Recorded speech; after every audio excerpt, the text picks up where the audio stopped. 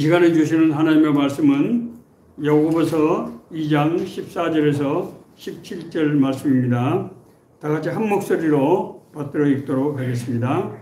내 형제들아, 만일 사람이 믿음이 있노라 하고 행함이 없으면 무슨 유익이 있으리요? 그 믿음이 능히 자기를 구원하겠느냐? 만일 형제나 자매가 헐벗고 일용할 양식이 없는데 너희 중에 누구든지 그에게 이르되 평안히 가라, 덥게 하라, 배부르게 하라 하며 그 몸에 쓸 것을 주지 아니하면 무슨 유익이 있으리요? 이와 같이 행함이 없는 믿음은 그 자체가 죽은 것이라. 아멘.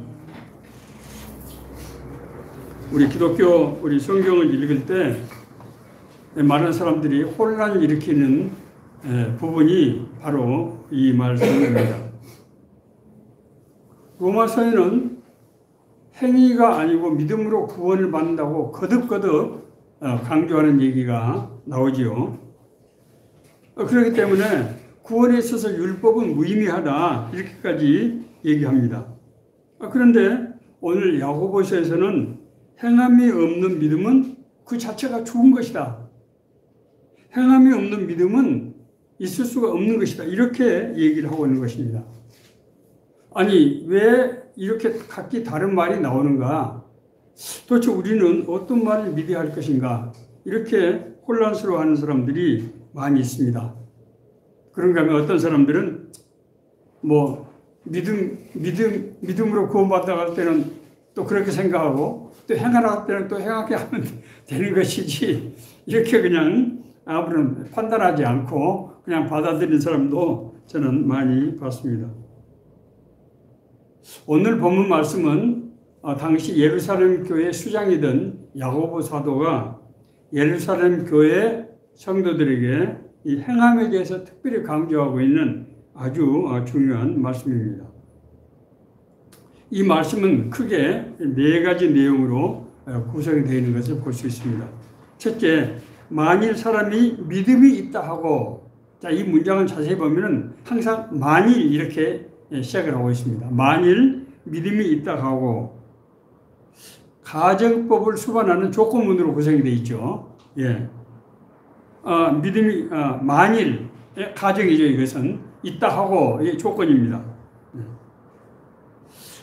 이것은 가식적인 믿음을 지적하는 그런 표현을 지금 사용하고 있습니다. 이 말은 만약 믿음이 있다고 하면서 계속적으로 말만 한다면 이런 뜻으로 해석하면 쉬워집니다. 그래서 제가 지금 계속적으로 말만 한다, 믿음이 있다고 하면서 그렇게 강조를 하고 있죠. 이것은 왜냐하면은 아무리 믿음이 좋은 사람이라고 하더라도 사실 인간으로서 하나님의 말씀을 100% 지켜서 행하기는 쉽지 않을 것입니다. 그러나 그거하고 지속적으로 말씀에 따라 살지 못하는 것과는 다른 것이죠. 믿음이 있다고 하면서, 나는 구원받았다고 하면서 지금 그런 얘기예요. 참된 믿음은 거듭남의 수반에서 나타난 현상이에요. 그러니까 참된 믿음은 우리 안에 심령이 하나님의 은혜로 구원받고 거듭나서 변화된 그 결과로 나타나는 것이라고 하는 거죠. 그렇기 때문에 성도의 삶은 변화된 행동을 나타내는 것이 당연한 것입니다. 그렇지 않습니까? 왜냐하면 심령이 바뀌었기 때문에. 그 사람이 의지적으로 그렇게 행동하는 것도 있지만은 근본적으로 심령이 바뀌어서 나타난 현상이라고 하는 것을 우리가 이해를 해야 된다는 거죠. 그럼에도 불구하고 계속적으로 그렇게 살지 못하는 삶이 있다고 하면은, 믿음이 있다고 하면서 그것은 뭔가 잘못된 것 아니냐 하는 것을 지적하고 있는 거죠. 자, 두 번째, 행함이 없으면. 야고보가 지금 사용하고 있는 행함이 없으면 믿음이 아니라고 하는 것은 앞서 제가 들어가면 말씀드린 대로 믿음은 행함으로 받는 것이 아니다 라는 말과 충돌을 일으키는 것처럼 지금 보이는 거예요. 그렇지 않습니까? 같은 믿음이잖아요, 이게 지금. 같은 믿음인데 바울 사도는 우리 믿음은 행함으로 얻는 것이 아니다. 그렇게 얘기하고 있는 거예요. 그러나 사실은 이 바울 사도와 야고보 사도가 얘기하는 것을 자세히 우리가 들여다보면은 바울 사도는 구원의 과정을 얘기하고 있는 거예요. 구원의 조건으로서 믿음을 설명하는 것입니다. 인간이 율법을 지켜서 의롭다 하심을 얻을 수가 없기 때문에 예수 그리스도의 대속의 공로를 우리가 믿음으로써 우리가 구원을 받게 된다는 얘기예요. 그러니까 구원에 이르는 믿음에 있어서 행위는 무익하다는 얘기예요. 구원에 이르는 과정을 지금 얘기하는 것이죠. 자, 그런데 야고보는 믿음으로 구원받았다고 하면서 행함이 없는, 이것은 어떤 사람입니까? 구원받고 거듭난 사람이 행동을 하는 것을 그 단계를 얘기하는 거죠. 자세히 들여다보면 지금 말하고 있는 대상, 상황이 다르다고 하는 것을 알 수 있습니다. 구원 우리가 받은 것은 구원받은 삶을 위한 거죠.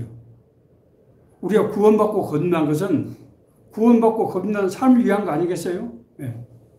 그런데 그런 삶의 변화가 전혀 없는 구원이라고 하는 것이 무슨 의미가 있느냐 하는 것을 지금 야고보 사도는 얘기하는 거죠. 그것은 의미가 없는 것이 아니고 믿음 자체가 정확한 것이 아닐 수 있다. 참된 믿음이 아닐 수 있다고 하는 문제를 지금 제기하고 있는 것입니다. 다시 좀 쉽게 말씀드리면 죄인은 믿음으로 구원을 받게 되지만은 일단 구원받은 사람은 믿음이 행함으로 나타나야 된다는 거예요. 왜냐하면 믿음은 사람의 심령을 바꾸기 때문에.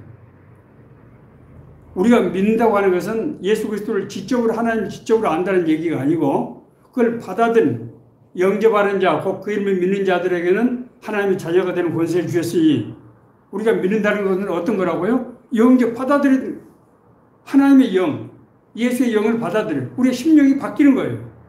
그런데도 불구하고 행동이 안 변했다고 하는 것은 뭔가 논리적으로 맞지 않는 거죠. 제 말씀 이해되실 거예요 아마.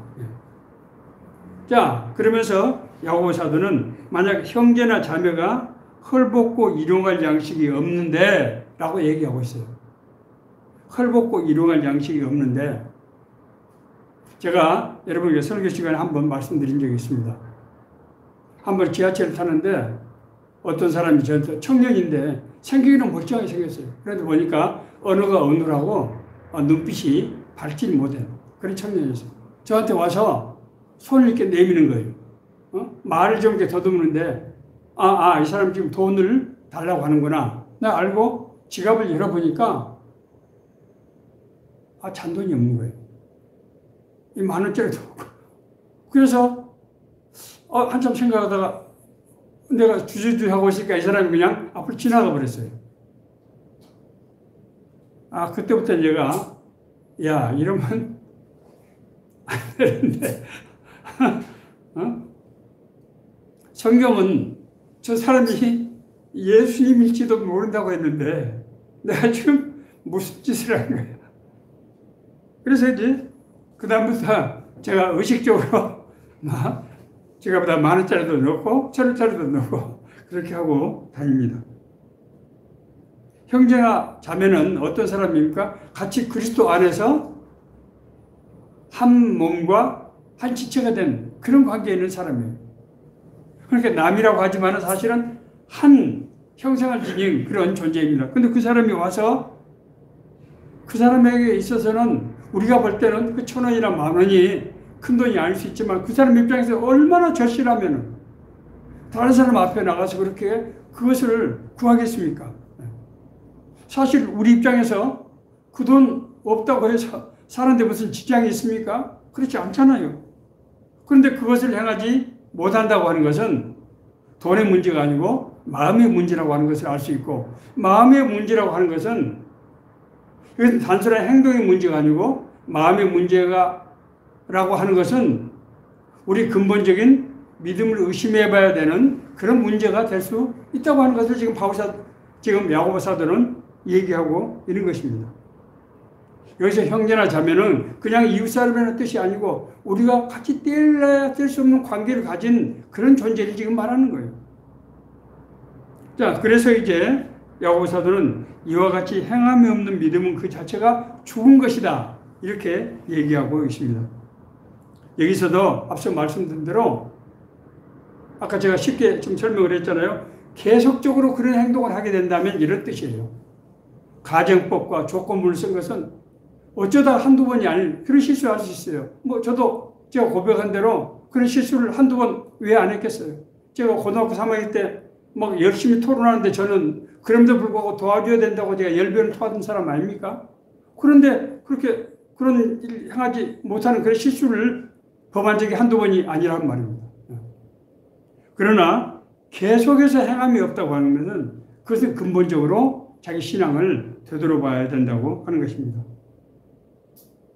진실된 믿음이라고 하는 것은 하나님의 사랑으로부터 비롯되어 있기 때문에 믿음의 열매는 사랑일 수밖에 없다는 거예요. 만약에 하나님의 사랑으로 내가 구원받았는데 하나님의 사랑이 나에게 나타났다고 하는 것은 논리의 모순이에요. 그건 불가능한 일이에요. 하는 것이에요. 그래서 행함은 믿음이 살아있다고 하는 것에 증거라는 거예요. 그 믿음이 진실한 믿음이라고 하는 것에 증거라는 거예요. 이 말을 반대해서 가면 어떻게 됩니까? 지속적으로 그렇게 행하지 않는 사람은 믿음이 진실된 믿음이 참된 믿음이 아니라고 하는 것에 또 다른 증거라는 거예요. 이 말씀은 우리가 간단히 지나칠 수 없는 굉장히 무서운 말씀입니다. 사실 우리 삶을 우리가 되돌아볼 때 나는 제가 아까 지하철에서 그 사람 얘기만 했는데 사실 그런 유형의 사람들이 우리 삶에 얼마나 많았습니까? 저는 제가 한번 얘기한 적이 있었죠. 제가 공직초년 시절에 제 친구가 비데를 사달라고 과천에까지 왔는데 내가 그 친구에게 그걸 사주지 못해서 저는 지금도 그 친구를 좀 살아서 만났으면 하는 생각을 제 인생에 후회가 없는 사람이 어디 있겠습니까만은 아주 크게 후회하고 있는 그런 일입니다. 자, 오늘 이 말씀이 우리에게 주시는 메시지를 우리가 좀 정확하게 조금 제가 신학적인 그런 내용들을 좀 가미했습니다. 이게 정확하게 이해를 해야 되기 때문에. 구원받은 사람은 왜 선행을 할 수 있게 되는 것인가? 왜 사람이 바뀌는 것인가? 구원은 받았지만은 그러면 선행을 하지 못한다고 하면은 그것은 도대체 어디가 지금 문제가 있다는 것인가 하는 문제에 대해서 우리가 조금 깊이 알아볼 필요가 있다고 하는 것입니다. 자, 먼저 신앙적인 삶은 각 단계에 따라서 다른 목표와 내용으로 나타난다고 하는 것을 우리가 먼저 이해를 해야 돼요. 앞서 제가 말씀드렸습니다. 신앙적인 삶은 신앙의 형성 단계와 형성 이후의 삶으로 나타난다고 하는 것입니다. 자, 먼저 구원의 이전 단계는 구원의 목표가 되겠죠. 우리가 당연히 구원받고 거듭나야 돼요. 새로운 생명, 새로운 존재로 바뀌어야 되는 것이기 때문에. 이것은 인간은 죄인이기 때문에 하나님을 알 수 없고, 서서 하나님을 안다고 하더라도 하나님의 뜻대로 살 수가 없어요. 인간은 죄인으로서 불가능한 것입니다. 그래서 성경은 그 구원은 행함이 아닌 믿음으로 된다고 하는 것을 아주 강조하고 있습니다. 에베소서 2장 8절 9절입니다. 너희가 그 은혜를 인하여 믿음으로 말미암아 구원을 받았으니 이것이 행한 너희에게서 나은 것이 아니요 하나님의 선물이라. 행위에서 나은 것이 아니니 이는 누구든지 자랑치 못하게 하려 함이라. 바울 사도는 굉장히 비유적인 표현을 많이 써서 자랑치 못함이라고 하는 표현을 지금 쓰고 있는데 우리로 말하면은 우리의 공로가 아니라는 것이죠. 우리 공로로 내가 구원받을 만한 일을 했다고 할 수가 없는 내용이라고 하는 것입니다. 하나님의 이것을 절대적인 은혜로 하나님의 절대적인 은혜로 우리가 구원을 받게 됐다고 하는 것입니다. 자, 그러나 구원 이후의 삶, 성도가 된 삶, 성도라고 하는 말은 우리나라 사람들이 성도라는 말을 워낙 일반적으로 쓰기 때문에 교회 사람이 성도다는데 영어로 말하면 성도는 세인트가 아닙니까? 영어로 말하면 세인트는 어떤 사람입니까? 성인이잖아요, 성인. 우리가 예수 그리스도를 믿는 사람은 성인이라는 거예요, 성인. 근데 거룩한 존재라는 뜻이거든요. 왜냐하면 그 사람의 행위가 거룩한 것이 아니고 그 사람의 존재가 거룩한 성품으로 바뀌었기 때문이에요. 그래서 성도를 성인이라고 말하는 것은 전혀 과장된 표현이 아니에요. 우리가 그걸 지금 잊고 있는 것입니다. 자, 그래서 믿음 이후의 삶은 하나님의 형상으로 변화된 존재로서의 그 형상에 맞는 그런 삶을 살아가는 것이고, 이것을 바울사도는 구원을 이루어간다는 표현을 쓰고 있어요. 구원을 받은 것이 아니고 받은 구원을 이루어간다. 삶 가운데서 이루어간다는 표현을 쓰고 있습니다. 빌립보서 2장 12절을 보면 그러므로 나의 사랑하는 자들아 너희가 내가 있을 때뿐 아니라 더욱 지금 나 없을 때에도 항상 복종하여 두렵고 떨림으로 너희 구원을 이루라. 이 말은 얼마나 간절한 말인가 하면, 바울사도는 사실 빌립보 교회는 바울사도에 있어서 정말로 고마운 교회예요. 바울사도가 빌립보 교회를 가고 싶어 간 것이 아니고 마게도니아는 환상을 따라서 보고 이제 마게도니아 지역의 첫 번째 성으로 이 북쪽으로 접근해서 갔거든요. 바다가 워낙 풍랑이 심하기 때문에 위로 가서 북쪽으로 가서 마게도니아 북쪽 지역이 빌립보예요. 첫 번째 성입니다. 거기서 루디아를 만났잖아요. 루디아는 나중에 알고 보니까 자기 고향 인근 사람이에요. 그래서 루디아는 굉장히 돈이 많은 사업가였는데 루디아가 바울사도에게 간청을 해서 자기 큰 집을 내줘서 그걸 교회로 쓰게 한 거예요. 루디아는 그 지역에서 굉장히 명망 있는 사업가이기 때문에 복음을 전하는데도 굉장히 큰 도움을 받았어요. 뿐만 아닙니다. 나중에 바울이 로마에 가서 감옥에 투옥되어 있을 때까지도 유일하게 빌립보 교회가 계속해서 재정적으로 후원했을 뿐만 아니라 심지어 에바브로디도를 보내서 병수발까지 하게 했어요. 그러니까 빌립보 교회에 대해서 바울사도 애정이 얼마나 크겠습니까? 그런데 바울사도가 걱정하는 것은 내가 있을 때는 그래도 이 사람들이 내 말을 잘 듣고 정말 신앙적인 삶을 살았는데 나는 지금 감옥에 지금 갇혀 있는 상황이라고. 그래서 내가 없더라도 너희 구원을 이루어가는 그런 삶을 살아야 된다 하고 간절히 얘기하고 있는 것입니다. 구원을 이루라. 이미 구원의 확증은 있지만은 매일매일 삶 속에서 그 증거를 행동하는 믿음으로 실증하고 살아가는 그런 성화된 삶을 말하는 거예요.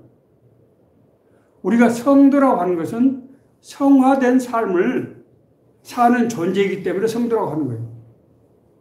우리가 똑같은 밥을 먹고 똑같은 직장 일을 하고 똑같은 잠을 자고 세상을 살더라도 세상 사람들이 하는 것과 성도 하는 것은 달라야 된다는 거예요. 이것은 거룩한 일이어야 된다고 하는 것입니다. 이러한 성화는 자신과 더불어서 자신을 둘러싼 이웃과 사회로 향하게 되는 것을 말하는 것입니다. 이 성화는 자기가 혼자 거룩하게 안락하게 사는 것을 말하는 것이 아니에요.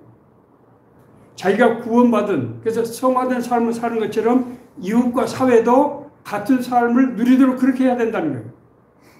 자기 삶과 이웃과 사회 삶을 지금 동시에 하나의 공동체로 보는 것입니다. 주님의 몸으로 보는 거예요.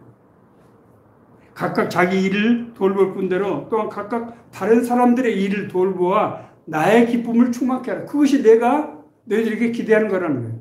각각 자기 일을 돌볼 뿐더러 각각 남의 일을 돌보아서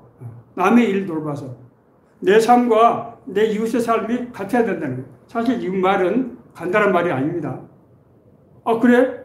남을 좀 도와주라는 말이에요.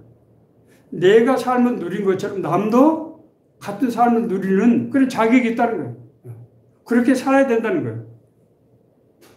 이미 구원받은 사람은 개인의 삶에만 집착하지 말고 다른 사람을 돌보아 주라고 권면함으로써 공동체적 삶의 개념을 지금 일깨우고 있는 것입니다. 자, 그러면은 구원받은 사람이 삶 속에서 구원을 이루지 못하는 것은 무슨 이유 때문일까요? 다 똑같이 구원받았는데. 삶 속에서 구원을 이루는 과정은 내외적인 투쟁을 통해서 이루어지는 거예요. 하나님의 은혜로 저절로 되는 것이 아니라요.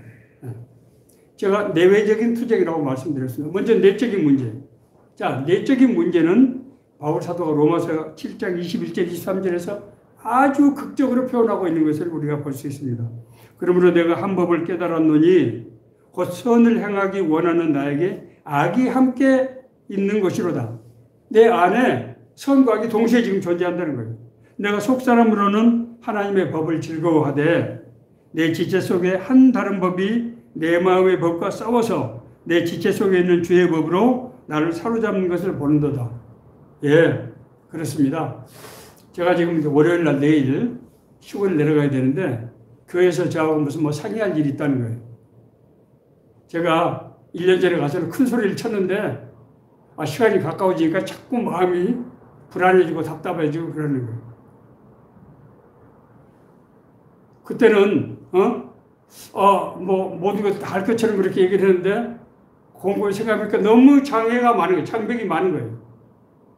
그래서 자꾸 자신이 없어지고 그러는 거예요. 지금 내 마음속이 어떻습니까? 그러면 처음에 했던 생각이 잘못된 것입니까? 아마 그렇지 않을 거예요. 그런데 자꾸 그걸 실행하려고 생각해 보니까 여러 가지 걸리는 조건들이, 장애물들이 많은 겁니다. 자꾸 자신이 없어지고 그래서 늘 기도하고 있어요. 하나님, 내 뜻대로 하지 마십시오. 하나님의 뜻대로 해주십시오. 하나님의 계획이 드러나게 해주십시오. 이렇게 얘기해요. 내 마음속에 뭐가 있다고요? 두 개의 마음에 동시에 충돌을 지금 일으키고 있다고 하는 것입니다. 구원은 받았지만 우리는 여전히 육신을 가지고 있어요. 육신에 있어 가장 우선순위 1번은 뭔가 하면 자기 보존의 욕망이에요. 그렇지 않겠어요? 자기 보존의 욕망이에요. 그렇기 때문에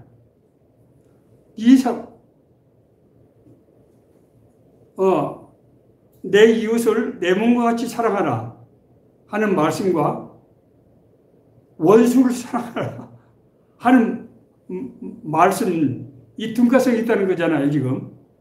그렇게 살기가 어렵게 되는 것입니다. 왜? 우리가 육신의 소욕을 가지고 있기 때문에. 육신을 가지고 있기 때문에. 그래서 늘 이게 충돌하는 거예요, 지금 이게. 끊임없이 이것이 기도의 제목이 되고 회개의 제목이 되는 거예요. 우리가 하나님의 은혜로 구원받았지만은 실제로 그 구원을 행하려고 할 때 끊임없는 충돌을 겪게 된다고 하는 것입니다. 자, 두 번째로는 우리가 살고 있는 세상이, 문화가 죄악이 관영하는 그런 세상이에요. 요즘 우리 정치판 돌아가는 걸 보세요. 그렇게 큰 일을 경험한 나라가 맞나? 그렇게 큰 고비를 그런 우리 사람들이, 저 사람들이 말과 행동하는 것을 보면은 그 사람들이 그런 엄청난 일 행하고, 자기들 큰 죄를 하고, 국민들 앞에서 큰 죄를 하고, 사죄를 하고 하던 사람들이 지금 그 상황이 지나가니까 벌써 말이 바뀌어지고 달라지고, 딴짓을 하고, 하는 것을 한번 보세요. 말을 바꾸고. 그런 세상 가운데서 나와 이웃을 동일시하는 그런 믿음으로 살아간다고 하는 것이 쉽지 않다고 하는 것입니다. 그래서 하나님께서는 구원을 이루는 사람에 대해서 상벌을 베푸신다고 성경은 그렇게 기록하고 있어요. 자, 여기서 이제 상벌의 개념이 나옵니다. 구원 이후에 뭐가 나온다고요? 상벌의 개념이. 구원은 우리가 절대 믿음으로 받는 것이기 때문에 상벌이 없어요, 그것은. 그러나 구원을 이루는 사람은 상벌이 있다는 거예요. 자, 왜 하나님은 사람을 다 구원시키는데 상벌을, 어떤 사람은 하나님이 자기가 사람의 모습을 입고도 자기를 희생해서 그렇게 해서 어렵게 구원을 시키는데 왜 어떤 사람은 상을 주고 벌을 주고 하는 상벌이 있냔 말이에요. 구원받은 사람이 자기를 구원하신 하나님의 뜻대로 행하지 않는 것은 자기를 구원하신 하나님의 뜻을 제대로 알지 못했거나 알았더라도 그 구원하신 분과 관계가 형식적이기 때문에 그것이 나에게 있어서 결정적인 지배력을 갖고 있지 않는 거예요. 하나님의 관계가 깊어져야만 깊을수록 우리가 하나님의 뜻을 잘 이해하고 그 뜻을 실현하려고 하는 그런 삶, 사랑의 마음이 생겨야 우리가 하나님의 뜻대로 살려고 한다고 하는 것은 하나님에 대한 사랑이 우리 안에 살아있다고 하는 것의 증거예요. 사람이 우리 뭐 그렇지 않습니까? 우리 뭐 연애할 때 자기가 좋아하는 사람이 있으면은 뭐 정말 마누라가 이쁘면 뭐 처가 기둥 보고도 뭐 잘한다는 말이 있지 않습니까? 사람이 그렇잖아요. 그런데 하나님에 대한 사랑이 식으면은 하나님의 뜻대로 사는 것이 형식적이 되고 어려워지게 되는 것이죠. 믿음이라고 하는 것은 우리 하나님을 믿는다고 하는 것은 하나님의 뜻을 알고 그 뜻대로 행하는 것이에요. 우리가 하나님을 믿는다고 하면서 하나님의 뜻대로 하지 않는다고 하는 그런 일이 얼마나 빈번합니까? 하나님을 믿는다고 나는 교회 뭐 성도라고 교회에서 어떤 직분 맡은 자라고 하면서 하나님의 뜻대로 살지 않은 사람이 얼마나 많습니까? 그런데 사실은 이것은 우리가 논리적으로 보면은 성립이 안 되는 거예요. 믿는다고 하는 것은 하나님의 뜻을 알고 그 뜻대로 행하는 것이 믿음인데 하나님의 존재를 믿고 받아들이는 것이 앞서 제가 믿는다고 하는 것은 영접하는 것이라고 그랬잖아요. 그건 받아들이는 것이죠. 그런데 그렇게 행하지 않는다고 하는 것은 성립이 안 된다고 하는 것이죠. 행함이 없는 따라서 믿음은 있을 수가 없다는 거예요. 아니 사람이 사랑하는데 어떻게 사랑하는 행동을 하지 않습니까? 내가 누구를 사랑하는데 사랑하지 않는 행동을 한다고 하는 것이 논리적으로 가능한 것입니까? 네, 그렇죠. 주님과 진정한 관계를 그런 맺은 사람은 하나님의 뜻을 늘 분별해서 제가 갈등하고 때로는 혼란스럽기도 하지만 그래도 양심이 있는지라 하나님의 뜻이 무엇입니까? 제가 하나님의 뜻을 깨닫게 해주십시오. 이것이 하나님의 뜻이라고 하면 제가 어떤 난관이 있더라도 제가 이것을 행하겠습니다. 라고 기도를 할 수밖에 없는 거죠. 저는 그런 점에서 내가 아주 믿음이 없는 것은 아닌 것이 아닌가 그렇게 생각이 들어요. 그렇기 때문에 하나님과 진정한 관계에 맺는 사람은 늘 하나님의 뜻을 분별하기 위해서 노력을 하고 어찌하든지 그 뜻대로 살려고 나름대로 몸부림을 치는 것입니다. 그러므로 우리가 하나님께서 주시는 상을 받는 것은 자신의 유익을 위한 것이 아니라고 하는 것을 우리가 이해해야 합니다. 우리가 상을 얻는 것은 주님의 뜻을 받아들인 것이고 그 뜻대로 행하는 것이에요. 우리가 상을 받은 것은 우리가 훌륭한 일, 위대한 일을 했기 때문이 아니고 주님의 뜻을 행했기 때문이라고 하는 것을 우리가 이해할 필요가 있어요. 그건 굉장히 중요한 개념이에요. 우리가 하나님께 상을 받는 것은 인간인 내가 어떻게 하나님의 뜻을 행할 수 있겠어요? 사실은 그런 믿음을 갖게 한 것도 하나님이시고 그 일을 행하게 하시는 것도 사실 하나님이에요. 그래서 우리가 상을 받는 것은 하나님의 뜻대로 순종해서 했기 때문에 상을 받는 거예요. 그렇기 때문에 이런 상은 그것이 우리가 생각하는 100% 완벽하지 않더라도 그런 믿음의 동기로 그런 믿음의 근거로 행하는 것은 하나님께서 상을 베푸신다는 거예요. 그럼 우리가 어떻게 알 수 있느냐? 5달란트 받은 사람과 2달란트 받은 사람이 각기 5달란트 받은 사람은 5달란트를 남겨왔고 2달란트 받은 사람은 2달란트를 남겨왔는데 주인은 똑같은 칭찬을 토시 하나 안 틀리게 하고 있어요. 하나님의 사랑은 하나님의 평가는 상대적인 것이 아니고 절대적인 것이구나. 나처럼 믿음이 좀 약한 사람은 그 나름대로 봐주고 믿음이 좋은 사람은 그 사람에게 더 큰 것은 이제 행동을 요구한다고 하는 것입니다.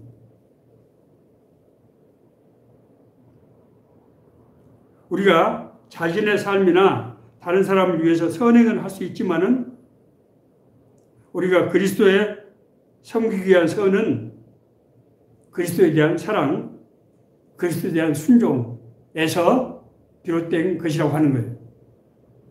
하나님의 뜻이 이루어지기 때문에 우리가 상을 주는 거예요. 자, 다시 한번. 우리가 상을 받는다는 것은 하나님의 뜻이 이루어진다는 뜻이에요. 그러니까 우리가 상을 받는 것과 하나님의 뜻이 이루어진다고 하는 것은 동의어라고 하는 것을 우리가 이해를 하시면 됩니다. 예수님께서 그걸 우리가 어디 알 수 있는 건 마태복음 25장에 보면은 양과 염소에 비해서 지극히 작은 자에게 한 것이 곧 나에게 한 것이다. 예수님께서 그렇게 말씀하셨잖아요. 그래서 그 일을 한 사람들은 선생님, 주님, 우리가 언제 주님을 병들었을 때 우리가 돌보고 가난할 때 우리가 먹을 걸 주고 옥에 갇혔을 때 둘러봤습니까? 우리는 그런 적이 없는데요. 그런데 그렇게 못한 사람들은 어떻게 얘기했습니까? 우리가 언제 주님을 외면한 적이 있습니까? 주님이 언제 감옥에 갇혔는데 우리가 돌보지 않고 주님이 병들었을 때 우리가 언제 돌보지 않은 적이 있습니까? 라고 얘기를 하는 것이죠. 그 사람들은 행위를 기준으로 하는 것이고 예수님은 그 사람들의 동기를 지금 말씀하고 계시는 것입니다. 그래서 마태복음 7장에 나오는 주여 주여 하는 자들은 그 사람들이 예수 이름으로 권능을 행하고 귀신을 쫓아내기도 했지만은 그 사람들은 그리스도의 영광을 위해서 하나님의 영광을 위해서 한 것이 아니고 자기들의 영광을 위해서 한 자들이었기 때문에 예수님께서 그렇게 무서운 얘기를 하셨던 것입니다. 자, 두 번째로 상은 하나님 앞에 쓰임을 받는 것이 상이 되는 거예요. 어느 종교에는 이 전사로 나갔다가 자기가 순교를 하고, 그 사람들은 순교라고 얘기하죠. 사망을 하면은, 전사를 당하면은 나중에 하나님 나라에 가서 40명의 미인들과 함께 안락하고 쾌락적인 삶을 산다. 그렇게 공개적으로 공공연하게 얘기를 해요, 그 사람들.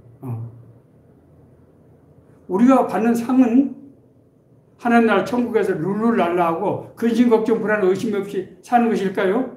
구름에 둥둥 떠들 아니에요. 성경은 우리가 상을 받는다는 것을 하나님의 천사가 된다고 하는 것을 의미합니다. 천국에 가서 하나님 나라 일꾼이 된다. 상을 받는다고 하는 것은 하나님께 쓰임을 받는 것을 말하는 거예요. 인간의 인생의 최대의 영광은 뭐예요? 하나님께 쓰임을 받는 거예요. 하나님의 사역에 동역하는 거예요. 동참하는 것입니다. 이기기를 다투는 자마다 모든 일을 절제하나니 그들은 썩을 승자의 관을 얻고자 하되 우리는 썩지 아니할 것을 얻고자 하노라. 무슨 말인지 아시겠죠? 그러므로 나는 다른 바퀴라기를 향방 없는 것 같이 하지 아니하고 싸우기를 허공치는 것 같이 아니하며 내 몸을 쳐서 복종하게 하면 내가 남에게 전파한 후에 내가 남에게 복음을 전파했음에도 불구하고 도리어 내가 버림을 당하기가 두려워서다. 내가 하나님께 상을 받는 것은 하나님의 일에 쓰임을 받는 것이 내 상이라는 거예요. 세상에서 보는 그 명예 그것이 아니라고 하는 것입니다. 그리고 그의 부르심의 상은 하나님의 부르심의 끝에서 예수님처럼 부활에 동참하는 거예요.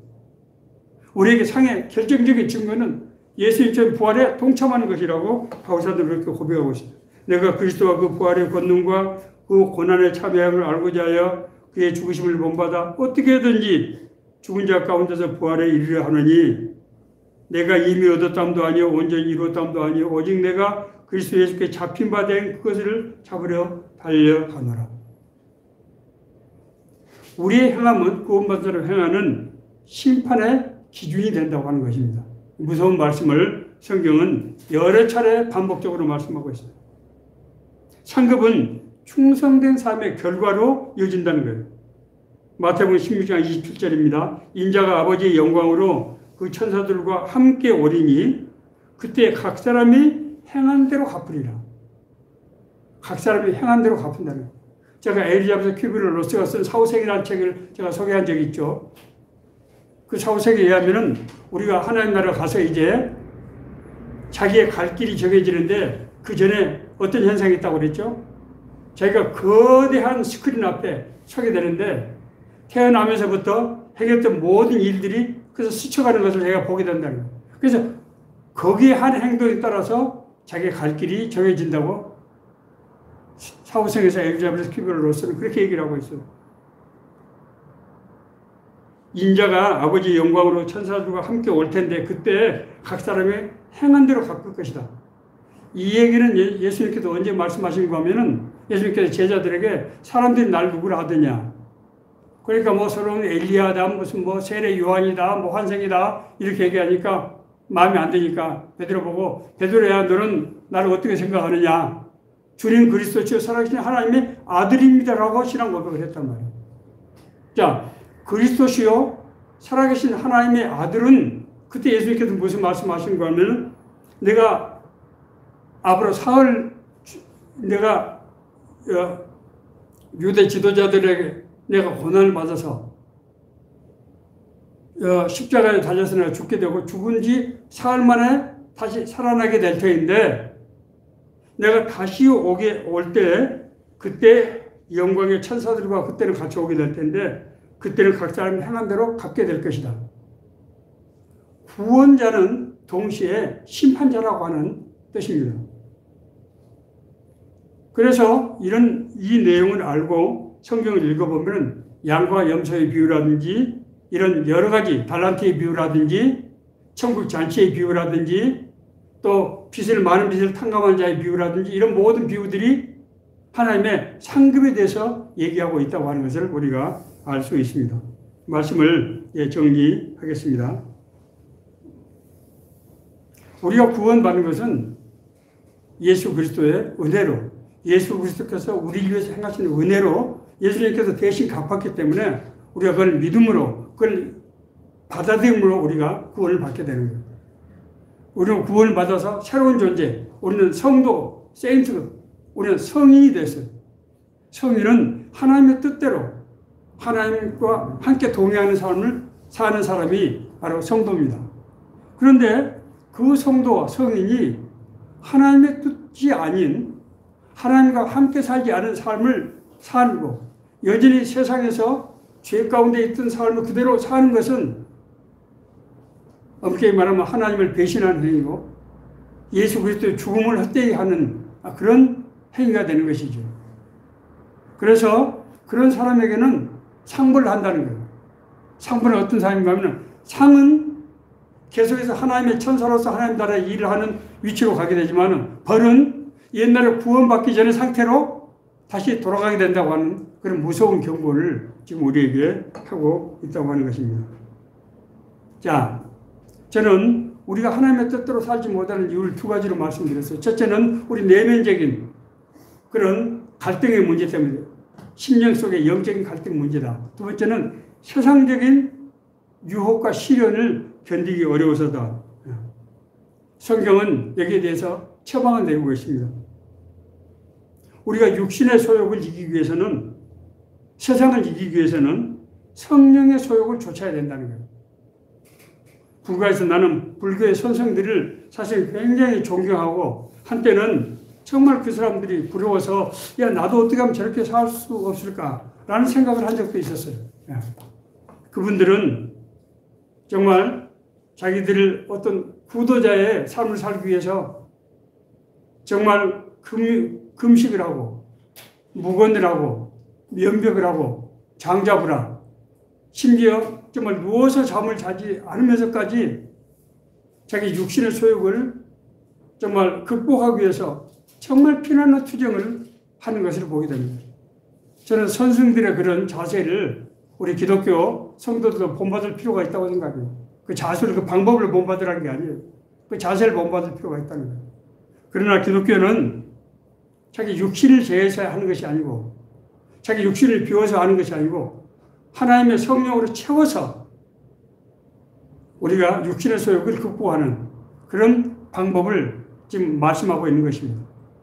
우리가 육신의 소욕을 이기려고 하면은 내 몸을 제어해서가 아니고 성령을 우리가 소욕을 좇아서 행할 때 우리가 성령의 능력이 우리와 함께 하심으로 우리가 하나님의 뜻과 하나님과 동행하는 삶을 살 수가 있다고 하는 것입니다.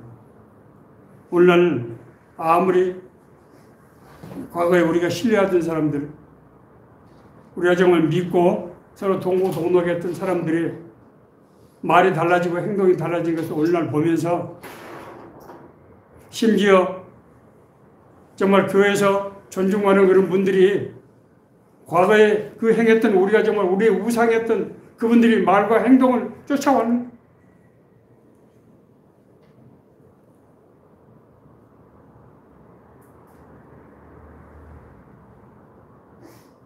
오늘 그분들이